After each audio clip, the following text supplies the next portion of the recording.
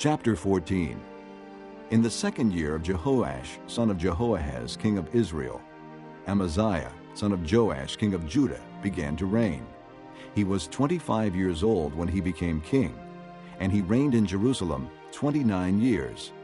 His mother's name was Jehoaddin. She was from Jerusalem. He did what was right in the eyes of the Lord, but not as his father David had done. In everything he followed the example of his father Joash. The high places, however, were not removed. The people continued to offer sacrifices and burn incense there. After the kingdom was firmly in his grasp, he executed the officials who had murdered his father the king.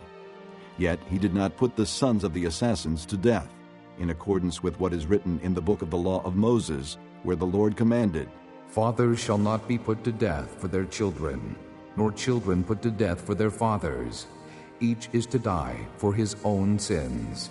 He was the one who defeated 10,000 Edomites in the Valley of Salt and captured Selah in battle, calling it Joktheel, the name it has to this day. Then Amaziah sent messengers to Jehoash, son of Jehoahaz, the son of Jehu, king of Israel, with the challenge, "Come, meet me face to face." But Jehoash, king of Israel, replied to Amaziah, king of Judah, "A thistle in Lebanon sent a message to a cedar in Lebanon. Give your daughter to my son in marriage." Then a wild beast in Lebanon came along and trampled the thistle underfoot. You have indeed defeated Edom, and now you are arrogant. Glory in your victory, but stay at home. Why ask for trouble and cause your own downfall, and that of Judah also? Amaziah, however, would not listen. So Jehoash, king of Israel, attacked. He and Amaziah, king of Judah, faced each other at Beth-Shemesh in Judah. Judah was routed by Israel, and every man fled to his home. Jehoash, king of Israel, captured Amaziah, king of Judah, the son of Joash, the son of Ahaziah, at Beth-Shemesh. Then Jehoash went to Jerusalem and broke down the wall of Jerusalem from the Ephraim gate to the corner gate, a section about 600 feet long. He took all the gold and silver and all the articles found in the temple of the Lord and in the treasuries of the royal palace. He also took hostages and returned to Samaria. As for the other events of the reign of Jehoash, what he did, and his achievements, including his war against Amaziah king of Judah, are they not written in the book of the annals of the kings of Israel? Jehoash rested with his fathers and was buried in Samaria with the kings of Israel, and Jeroboam his son succeeded him as king. Amaziah, son of Joash, king of Judah, lived for 15 years after the death of Jehoash, son of Jehoahaz, king of Israel. As for the other events of Amaziah's reign, are they not written in the book of the annals of the kings of Judah? They conspired against him in Jerusalem, and he fled to Lachish, but they sent men after him to Lachish and killed him there. He was brought back by horse and was buried in Jerusalem with his fathers in the city of David. Then all the people of Judah took Azariah, who was 16 years old, and made him king in place of his father Amaziah. He was the one who rebuilt Elath and restored it to Judah after Amaziah rested with his fathers. In the 15th year of Amaziah, son of Joash, king of Judah, Jeroboam, son of Jehoash, king of Israel, became king in Samaria, and he reigned 41 years. He did evil in the eyes of the Lord, and did not turn away from any of the sins of Jeroboam, son of Nebat, which he had caused Israel to commit. He was the one who restored the boundaries of Israel from Lebo-Hamath to the Sea of the Arabah, in accordance with the word of the Lord, the God of Israel, spoken through his servant Jonah, son of Amittai, the prophet from Gath-Hepher. The Lord had seen how bitterly everyone in Israel, whether slave or free, was suffering. There was no one to help them. And since the Lord had not said he would blot out the name of Israel from under heaven, he saved them by the hand of Jeroboam, son of Jehoash. As for the other events of Jeroboam's reign, all he did, and his military achievements, including how he recovered for Israel both Damascus and Hamath, which had belonged to Yaudai, are they not written in the book of the annals of the kings of Israel? Jeroboam rested with his fathers, the kings of Israel, and Zechariah his son succeeded him as king. Chapter 4. In the presence of God and of Christ Jesus, who will judge the living and the dead. and in view of his appearing and his kingdom, I give you this charge. Preach the word. Be prepared in season and out of season. Correct, rebuke, and encourage, with great patience and careful instruction. For the time will come when men will not put up with sound doctrine. Instead, to suit their own desires, they will gather around them a great number of teachers to say what their itching ears want to hear. They will turn their ears away from the truth and turn aside to myths. But you, keep your head in all situations. Endure hardship. Do the work of an evangelist. Discharge all the duties of your ministry. For I am already being poured out like a drink offering, and the time has come for my departure. I have fought the good fight. I have finished the race. I have kept the faith. Now there is in store for me the crown of righteousness, which the Lord, the righteous judge, will award to me on that day, and not only to me, but also to all who have longed for his appearing. Do your best to come to me quickly, for Demas, because he loved this world, has deserted me and has gone to Thessalonica. Crescens has gone to Galatia, and Titus to Dalmatia. Only Luke is with me. Get Mark and bring him with you, because he is helpful to me in my ministry. I sent Tychicus to Ephesus.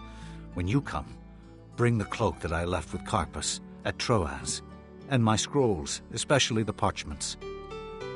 Alexander, the metal worker, did me a great deal of harm. The Lord will repay him for what he has done. You too should be on your guard against him, because he strongly opposed our message. At my first defense, no one came to my support, but everyone deserted me. May it not be held against them.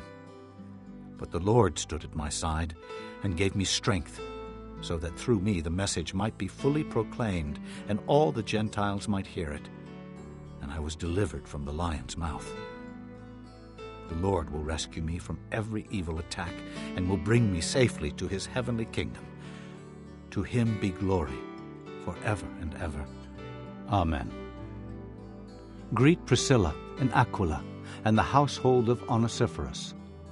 Erastus stayed in Corinth, and I left Trophimus sick in Miletus. Do your best to get here before winter. Eubulus greets you, and so do Pudens, Linus, Claudia, and all the brothers. The Lord be with your spirit. Grace be with you. Chapter 7. Whenever I would restore the fortunes of my people, whenever I would heal Israel, the sins of Ephraim are exposed and the crimes of Samaria revealed. They practice deceit. Thieves break into houses, bandits rob in the streets, but they do not realize that I remember all their evil deeds. Their sins engulf them. They are always before me. They delight the king with their wickedness, the princes with their lies. They are all adulterers, burning like an oven whose fire the baker need not stir, from the kneading of the dough till it rises. On the day of the festival of our king, the princes become inflamed with wine, and he joins hands with the mockers. Their hearts are like an oven. They approach him with intrigue. Their passion smolders all night. In the morning it blazes like a flaming fire. All of them are hot as an oven. They devour their rulers. All their kings fall, and none of them calls on me. Ephraim mixes with the nations. Ephraim is a flat cake not turned over. Foreigners sap his strength, but he does not realize it. His hair is sprinkled with gray, but he does not notice. Israel's arrogance testifies against him, but despite all this, he does not return to the Lord his God, or search for him. Ephraim is like a dove, easily deceived and senseless, now calling to Egypt, now turning to Assyria. When they go, I will throw my net over them. I will pull them down like birds of the air. When I hear them flocking together, I will catch them. Woe to them, because they have strayed from me. Destruction to them, because they have rebelled against me. I long to redeem them, but they speak lies against me. They do not cry out to me from their hearts, but wail upon their beds. They gather together for grain and new wine, but turn away from me. I trained them and strengthened them, but they plot evil against me. They do not turn to the Most High. They are like a faulty bow. Their leaders will fall by the sword because of their insolent words. For this they will be ridiculed in the land of Egypt. Psalm 120, a song of ascents. I call on the Lord in my distress, and he answers me. Save me, O Lord, from lying lips and from deceitful tongues. What will he do to you? And what more besides, O deceitful tongue? He will punish you with a warrior's sharp arrows, with burning coals of the broom tree. Woe to me that I dwell in Meshech, that I live among the tents of Kedar. Too long have I lived among those who hate peace. I am a man of peace, but when I speak, they are for war. Psalm 121, a song of ascents. I lift up my eyes to the hills. Where does my help come from? My help comes from the Lord, the maker of heaven and earth. He will not let your foot slip. He who watches over you will not slumber.